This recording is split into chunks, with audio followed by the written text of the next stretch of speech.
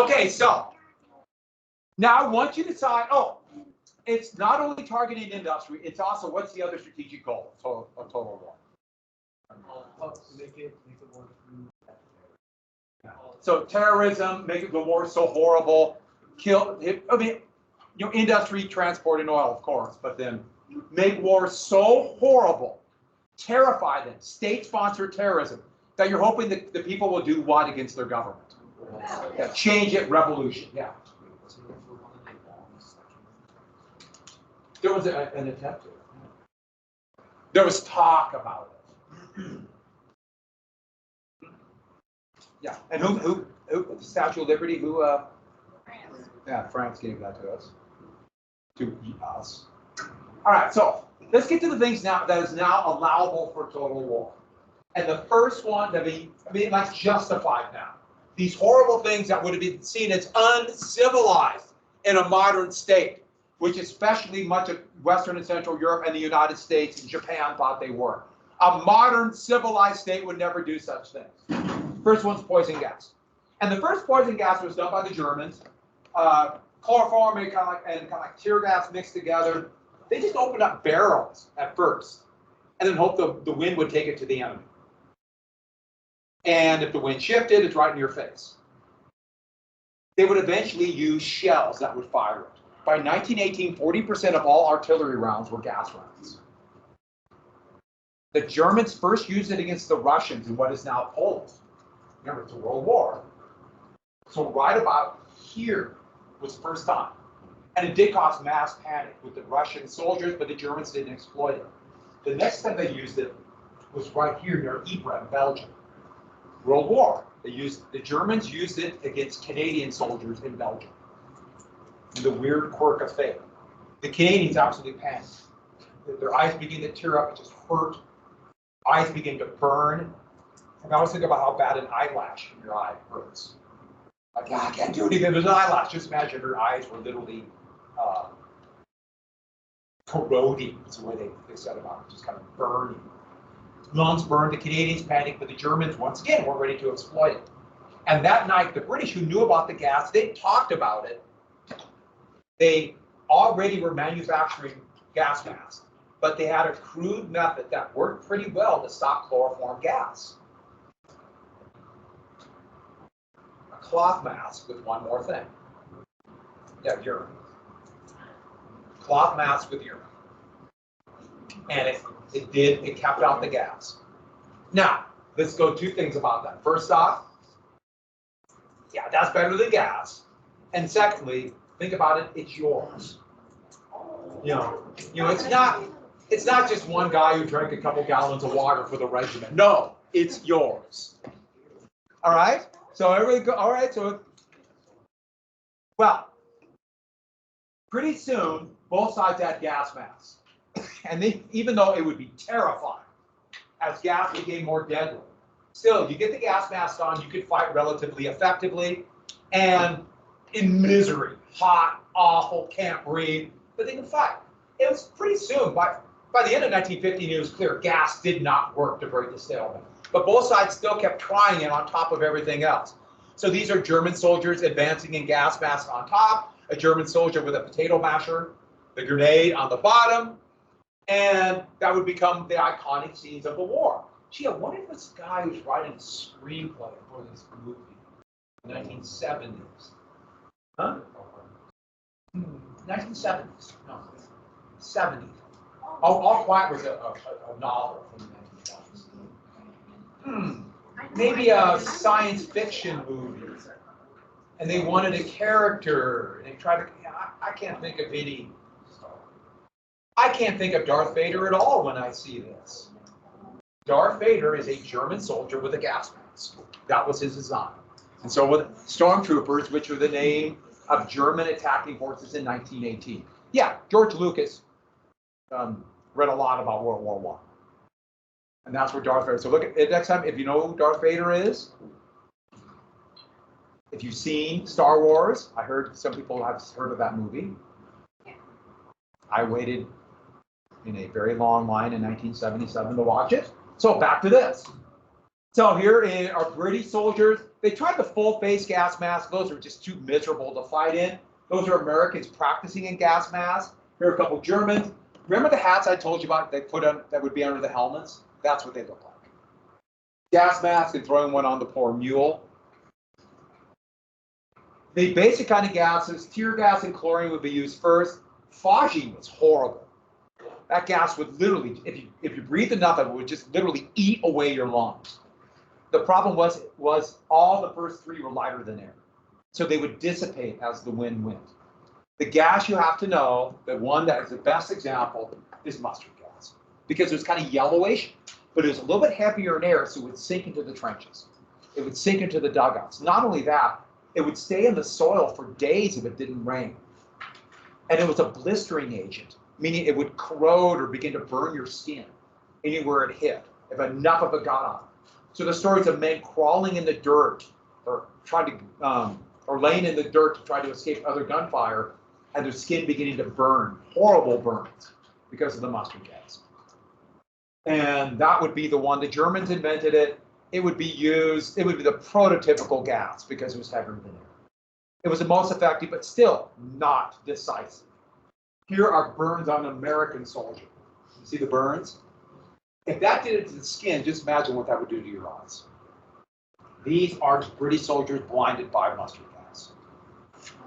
Adolf Hitler, for example, was blinded by mustard gas in 1918. He recovered, but didn't have most of his sight. Still didn't have all of his sight when he recovered. This would actually be a big deal for Hitler. He was blinded by that, when the German army was still fighting. He missed the collapse of the German army. He was in the hospital. And that he could use that, his experience, as this myth would develop after World War I, that Germany was never actually defeated. But it was an enemy within that stabbed them in the back. And that would be a major part of the growth of right-wing parties like the Nazis. Here are French soldiers about ready to fire this. They still find many shells, anywhere from 10 to 100, depending on where they're farming, in Belgium alone, and many of them are gas.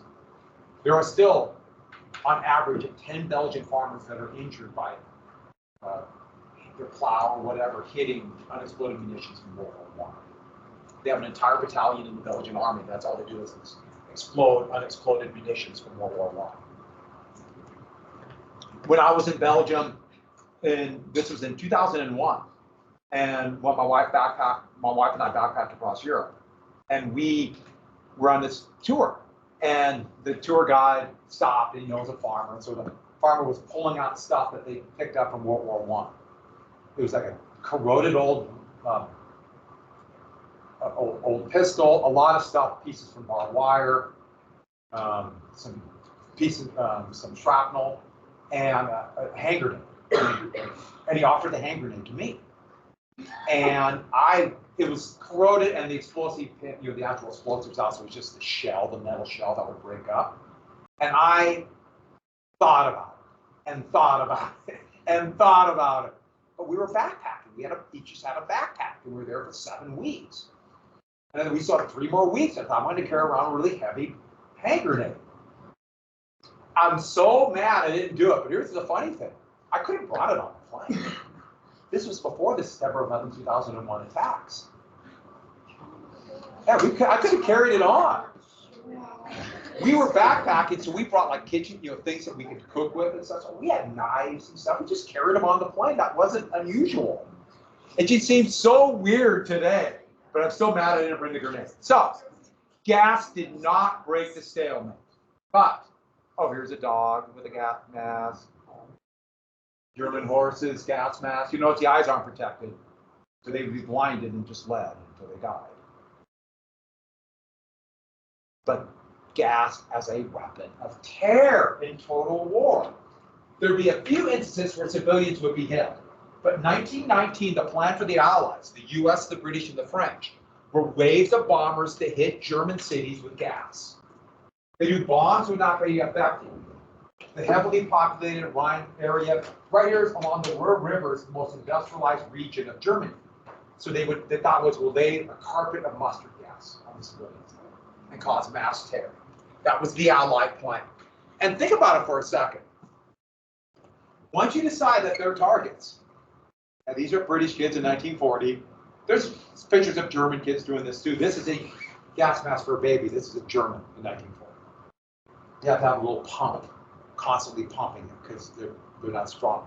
Their lungs aren't strong enough to breathe on their own. So it's like a big basket we put in there because of the real threat of mustard gas. But think of the step you make. Once you decide it's okay to target civilians and attack them with bombs, okay, gas. It's not a major step to fire bombs that would destroy and burn thousands alive. To what? To atomic bombs. It's not a major step. Once you decide that's allowable, why not do it?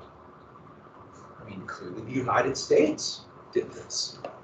Used 2 atomic bombs against an already defeated enemy. And so, it's an easy step. So I've mentioned this is strategic. Those 100 Minuteman III ICBMs around Great Falls, those missiles, those are called strategic weapons in the United States military. The long-term plan, and that's the logic of total war. And like I've said before, next time you go to Great Falls, get out near Ulm, there's a missile right there, and go get out of the car, just park on the side of the interstate, climb over the fence, and then go rattle the fence by the missile. You have a lot of fun. And when you get out, I'll talk to you about it and find out what happened. But moving on. So if also some of you are thinking, I want a tattoo, right? Yeah, somebody got that, and they probably think they're really tough. I know what you're thinking. 2 things. First off, that's the tattoo you want. And secondly, when this person ages and their skin begins to shift, what will this tattoo look like?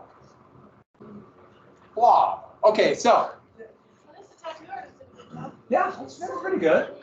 Number 2, starvation blockade, unrestricted submarine warfare.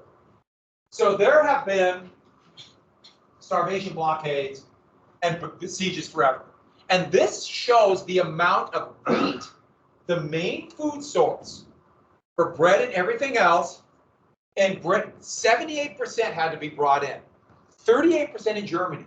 So it shows a blockade could severely starve them. So that applies all other types of food stuff and fertilizer. So a blockade could really work. I'll explain unrestricted submarine warfare in just a second. And so the Allies put a massive blockade. I've mentioned this before, but the British here, here, and here. And by 1916, it pretty much totally cut off all supplies going into Germany. And Germany has a kind of a weird system where it's not really the German Empire, then it's not really one country, but a bunch of little kingdoms within an empire. So that terrible food distribution system. And by 1916, there is going to be starvation. By 1918, the US and the British are going to lay 1 million underwater mines between Scotland and Norway. They still occasionally find one that broke away from its moors. So an underwater mine would be bobbing just below the surface. So hooked to buoys or whatever they might be. And in World War I, imagine a big round sphere filled with explosive, and it had prongs sticking out of it. And so if a ship hit those prongs, it would explode under the water line, sinking. Today, the mines are mostly magnetic. So something magnetic and it's geared toward, that's when it explodes. But this is going to lead to, well, the starvation blockade combined with how long the war went and just problems in the German system, it's going to lead to mass starvation. By 1916, there are going to be food riots in all these cities. This is a food riot in Cologne. And you'll see windows of the shop being broken, and because people were starving in the streets. Now, the Germans, after the war, would exaggerate how many people died. And so this are the figures that the Germans gave. 88,000 in 1915 died of starvation. 121,000, 259,000, 293,000 in 1918. It's probably a little overstated, but at least 500,000 Germans starved of starvation. Now, it might not be the actual starvation, but they become really susceptible to every other disease, especially children and the elderly. And children, if they survive from the ages from when they're first born to about 12, 13 years old, if they've gone through extended periods of malnutrition, they're going to be affected for the rest of their life in not only poor motor skills, but also decreased motor cognitions or motor cognition and also intelligence and decision making, all kinds of stuff. And here is 1918 in Berlin. You see what happened there? A horse died or they killed it, and they were scraping everything out of there. You see the guts laying out in front. And trust me, those will be gone too. They'll eat every part of it. They were starving. And this blockade was purposely designed to starve the German population. And to give you an idea of the goals of this, when the war ended, they kept the blockade going for 6 more months to force Germany to sign the Treaty of Versailles. So they kept it going. So the young people who survived this, the young people who lived through this are going to be called the starvation generation. And in Germany, think about it for a second. A 10-year-old when the war ended, so adulthood, late 20s, early 30s, 1930s. I can see no age group that would be kind of resentful after the war. Might be susceptible to certain politicians. Do you get what I'm talking about here? They'll be 20s and 30s and the perfect members of the new right-wing parties, especially the Nazis. Oh, they will be very resentful. And Germans would use unrestricted submarine warfare to try to do it to the British. And World War I is against the British. The French didn't have the same amount of issue with importing food. So U-boats, that's their submarines, the very great descriptive German language, Unterseeboot, underwater boats. Submarines, yeah. Unrestricted submarine warfare is this, sinking without warning. Everyone got that? Sinking without warning. So, for about 20 years, they've been coming up with this, with the new international court and international rules about neutral ships and ships on the high seas and ships at war. And a rule they had made by international law, of course, obviously it's going to be hard to enforce. But if a country is being blockaded like Germany, what the rule is, what the British would do, and they can do it because they're stopping them out there. They would stop a ship, let's say a US-owned merchant vessel that's going to Germany. They'll stop them and search for contraband, anything that might help the German war effort. By the way, what goods can help the German war effort? Yeah, everything. So they're not going to allow any ships at all. And they're going to either be taken to a port and the contraband will be confiscated and then the crew will be allowed to sail away, or the crew will be either interned on board your ship or put onto lifeboats and the ship will be sunk. But think about a submarine. A submarine has only one defense. And what's its defense? Yeah, hiding, submerging. If they have to submerge and stop a ship, they're really vulnerable. If a submarine gets a hole in it, they submerge and keep going. And so they're really vulnerable. And the Germans can't send their ships out because of the power of the Royal Navy. And so they decide, we have to sink without warning. Now, it could be either a torpedo or they have deck guns right here, which they would surface real fast and fire right below the water line and submerge. They couldn't stay submerged very long, old submarines. So, sink without warning. But here's the biggie. This is what you have to add. Sinking without warning dramatically adds to the terror effect, doesn't it? Dramatically. This is total war. Terror. Especially civilians on board merchant ships or passenger liners. They could be sunk without warning. So in 1915, this is a German ship's, and it just surfaced, and it sank that with a deck gun. Sank that freighter. They didn't care very many submarines, so they wanted to use the deck gun. Very many torpedoes, I'm sorry. So in 1915, they began unrestricted submarine warfare.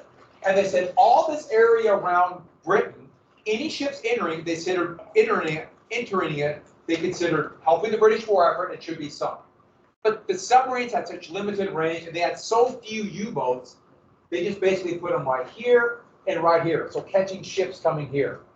A little bit here, but this were the two big areas. Liverpool was like the biggest port. And the passenger liner Lusitania, May 1915. It was a big passenger liner designed for speed, even though to conserve fuel, it was going a little bit slower than it should. Carried over 1,000 or almost 2,000 people on board the ship, and literally in sight of the coast of Ireland, literally in sight, a German U-boat sunk it, proclaiming you've entered waters. In fact, the German embassy warned the Lusitania, the passengers, if you enter British waters, you might be sunk before it left New York City. Over 1,200 people died, including a couple hundred American passengers. It was carrying in its hulls ammunition and rifles. So it wasn't totally peaceful, but these are civilians. This is terror. And so that's a painting of it collapsing. Here's an article from the New York Times. Bodies washed up for weeks. You can imagine how they portrayed this as German barbarity. Here is a great cartoon of it. Once again, you see at the sub, a great use of the word culture. Propaganda really took advantage of that. You say you're cultured, it could be used against the United States. So you say you're for democracy. So propaganda can be very effective. Now, Germany backed out. This is what you have to get. 1950, Germany backed out. But in 1917, they break trial one more time. And that would directly bring the United States into the war. How soon do you suppose it took for the United States and, well, all the countries in World War II to adopt unrestricted submarine warfare?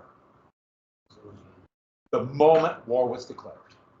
And one of the most effective weapons for the United States in World War II, especially in the Pacific, was submarines sinking Japanese merchant ships without warning. Yeah. They didn't want to, they backed down because they didn't want to push the United States into war. But then they decided to roll the dice in 1917. Actually, by surfacing and sinking the ships that way, it worked almost as well. They just didn't see it that way. 3, bombing civilians from the air. What is this? It's not a blimp. It's a Zeppelin. It's a rigid airship, so it's not a big balloon. You notice it's got a frame inside, cloth over it. Inside are big balloons, or bladders they call them, filled with a lighter than air gas. And the Germans had made these. The first ones were about 180 to 200 feet long. The average Zeppelin would be over 300 foot long, so these big as a football field. Some twice as big. And they can hold inside, because there's openings inside, they can hold thousands of pounds of supply, they can hold passengers, or bombs. And that's what they used first, to bomb. First, they tried to bomb the sheep population of Britain and wipe out the mutton. Have anyone ever had mutton? Yeah, it should be wiped out. You clearly haven't had it cooked right. It's really easy to mess up. I think I probably have. I think they claim it was cooked right in Jason. Maybe it's just the idea. It's really easy to mess up. You have to cook it a certain way, otherwise it will all go down. Just boil it, right? No. So they can haul about 10,000 pounds of bombs. What's the lighter than air gas that Germany had? Hydrogen. Their only source of helium was in the United States. They couldn't get it because of the blockade. So what's the problem with hydrogen gas? And so they tried to do it during the day. That failed, so they bombed at night. Here's a Zeppelin coming back from an attack. They would bomb from about 12,000 feet because the British learned real fast. Searchlights, anti-aircraft guns, you could knock these things out. And so they try to fly above that at 12,000 feet. These aren't pressurized cabins. Think how cold and miserable the crews must have been. And they couldn't hit anything. So they just would lay out a carpet of bombs, and what would their target be? Civilian areas. Remember, if you're going to knock out factories, knock out the workers. And so were they very effective? Not at doing that, but it did bring terror and really angered the British. So I was taking a walking tour of London, and this was in 2014. And the walking tour of London, it was a historical tour. It was really great. I love good walking tours. And the guy was talking. I'm standing like this, and I just happened to look behind me, and I see this. These premises were totally destroyed by Scotland Rain. So I took a picture of it. Yeah, just kind of, and it really shows kind of the random nature. Here was just this place that was destroyed. Not only that, there was a little crackle mini candy bar right there. Somebody had left right there. For me, it was delicious. Don't eat candy bars off the ground, especially in large cities. But you can imagine how the Zeppelins were not that effective, but planes would become more effective. First, the kind of comical bombs and or hand grenades, but then eventually bigger planes. The British would soon have 4-engine planes, either 2-engine. Here's German propaganda saying if we don't defeat the British, we're going to bomb our cities. And that would be the planes that we use to carry gas and attack. By World War II, fleets. The Allies would have fleets of heavy bombers to attack Germany and Japan, and the target, civilians. Next, genocide. So genocide is another factor of total war. And yes, things like this happened before. Genocide was a term that was created in 1944. The term came about, and we see, of course, instances before. But the 20th century will become key because there's my nice little definition. It's state-sponsored. It's organized by all the powers of an industrial state and targeting somebody not for anything they did, but for their ethnic, national, racial, religious group. There's some kind of pariah within society. And you notice I didn't just put down murder. I put down destruction too. So there can be methods of genocide that don't necessarily kill, but it's designed to destroy that group. Some group that you've decided is a pariah, an enemy. It's us versus them. A term was used, the otherism of somebody. And we see elements all throughout history of this, but something about them. So that is genocide. And I got to repeat, the destruction doesn't have to be murder. It could be forcing someone out of their homes, making sure that the normal situation of families cannot be happening so they can't have children. So their birth rate drops and they're destroyed. This is almost all, well, not almost always, it is always done, especially after World War I, under the logic of total war. They will try to justify it using all the arguments of total war, every single country. And why? Think about total war. Total war implies no dissent. No dissent. And so think about it. If you have no dissent because of the enemy of what they say, what if there's somebody who is different and there might be an enemy within? The thing about social unity is everybody together. Everybody together. Everybody is together. And here they're saying, no, there's an enemy within. There's something about them that we decided that they're the other, them, a pariah, an enemy within, a scapegoat for all the problems. So the Ottoman Empire in 1914, in the winter of 1415, attacked into Russia. And they were routed, and the Russians pushed them back into here. Well, this area that's shaded was one of the major groups was ethnically, the ethnic group is called Armenians. So they're ethnic Armenians, and almost all of them are Christians, Orthodox Christians. There is a province of Armenia within the Russian Empire today that is the country of Armenia. But there are Armenians here. There are thousands, hundreds of thousands of Armenians in the Russian army and the Ottoman army. When the Russians pushed in, the Ottomans freaked out. And they started looking for potential reasons why they lost. They didn't want to blame their government. It's not the fact that we sent untrained, ill-equipped men to attack up mountains in the middle of winter. It's that we have an enemy within that was stabbing us in the back. And who do they blame? The Armenians. And that leads to the Armenian genocide. And that is in the Ottoman Empire. An enemy within. So what did they do? They began to round up Armenians, at first here, but eventually all over those regions. The big red dots are concentration centers, using the powers of an industrial state, aka the railroad system. And they began to put them together, and they created camps. Yes, concentration camps. Now, some would be murdered right on the spot. Some would be starved into concentration camps. Oh, another term for this is ethnic cleansing. So it wasn't necessarily murdering them, but it's forcing them out of their homes at gunpoint. And then other ethnic groups would take their homes.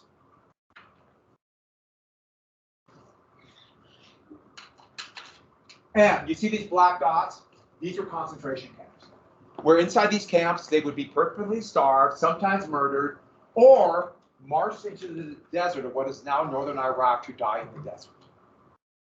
Here are Armenians who starved in the camps. And there were just piles of them. Now, people knew about this. These are 3 headlines from the New York Times saying what happened. Here is trying to get people to help them after the war, victims of the Armenian genocide, so they survived.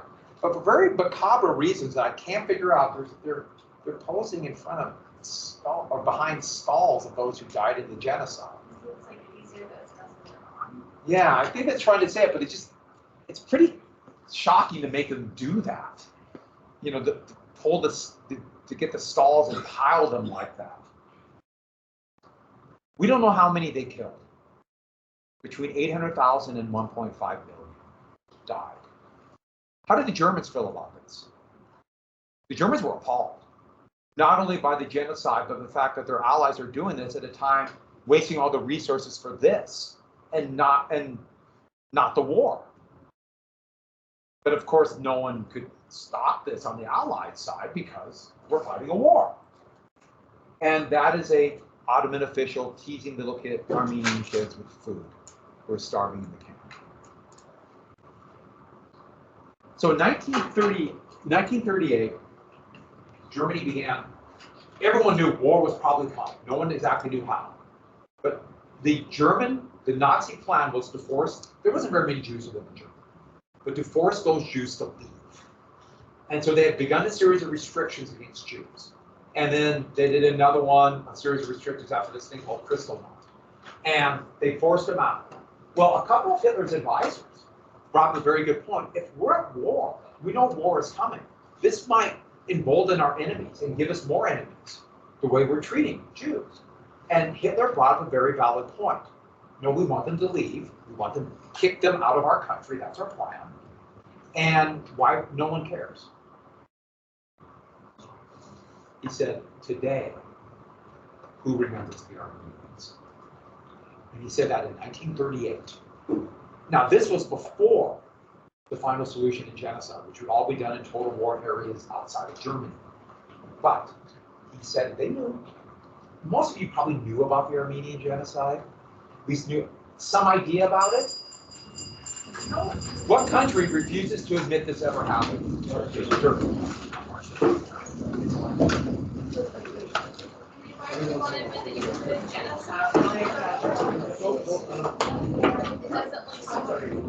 Yeah, what are these other countries that might be involved with that don't want to admit it?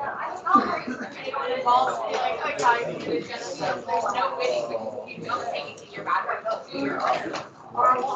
And it goes against your national identity. You want to be good.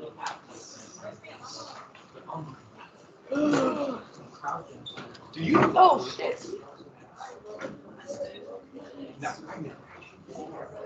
Now that I've seen that shirt, I'm going. Actually, everyone tells me I got to go there for the ball. Okay. Ready? The map, yeah. And then I was going to do this today. I told them, hold on to it. And I totally forgot to do it today in this period. No, I just use it for this. Okay. Since you did, I don't have to. Okay. I did that. Hold that tomorrow. I was going to just walk around and make sure you get it like a little bit of credit.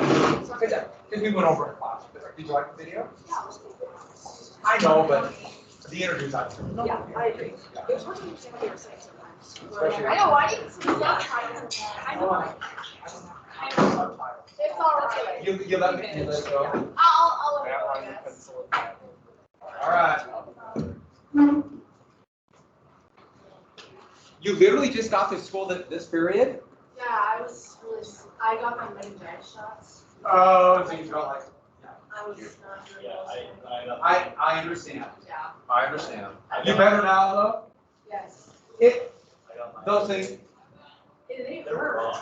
I know. Like instantly hurt. Yeah. I remember that, and those one of the shots you feel them going in. Yeah, I it's said that like, you always, you it's feel it, like thicker or something, I don't know. Yeah, because like but, good you got him. Yeah. when I got my COVID shot, I wasn't sore till the next day. So I was like, oh, it's probably gonna be like that. But then No, they it was hurt. instant. Yeah, that's a bad one. I'm glad you're here, I'm glad you, like, once you feel better, you, Yeah, I'm fine now, it's just for yeah, I hate the shots where you can feel it go in. Where are you? Family member?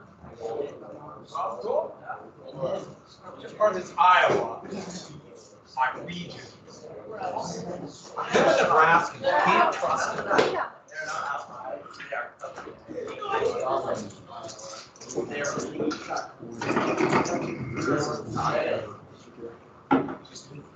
I do it right angle.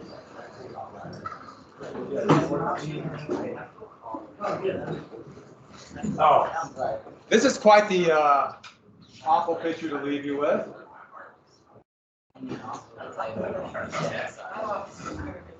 Total War. It's hard to find things worse than Total War. You made it.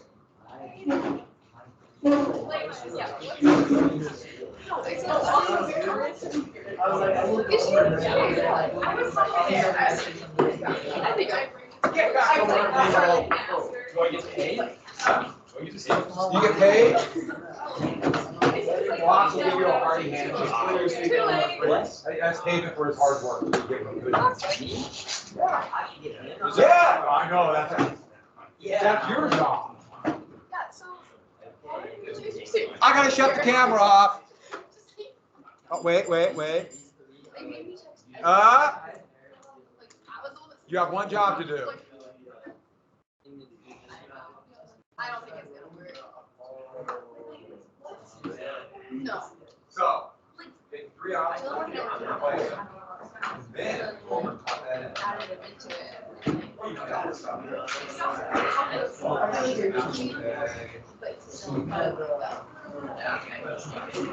Three maps.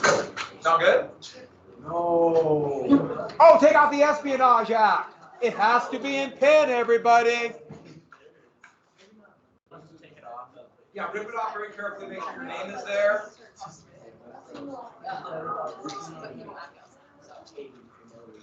It has to be. I feel bad. I'm so sad.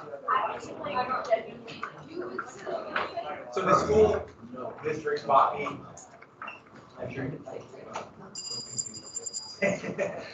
The school district bought me batteries right now. Come on. Really? I couldn't get a handle, which is shy, but. Oh, I didn't